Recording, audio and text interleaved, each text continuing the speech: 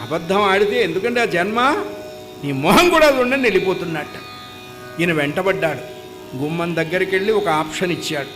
నేను అడిగితే వద్దన్నావు, మీ గురువుగారు వశిష్ఠుల వారిని అడుగు, వారు కూడా పంపొద్దు అంటే వెళ్ళిపోతాను అన్నాడు. దశరథుడికి మంచి అవకాశం. ఆయన వద్దంటాడుగా. ఈయనే అనుకున్నాడు ఆయన వద్దంటాడని. అంటే ఏమండి, దశరథుడికి ఒక మంచి పేరుంది, పరేంగితావగాహన కలిగిన దశరథ భూమిపతి అని రామాయణంలో. ఏంటి ఆయన గొప్ప క్వాలిఫికేషన్ అంటే, వాకిట్లోకి ఎవడైనా వ్యక్తి వస్తే ఆ వచ్చినవాడు నోరు తెరిచి చెప్పకుండా దశరథుడే చెప్పేవాట, మీరు ఇందుకోసం వచ్చారు కదా అని.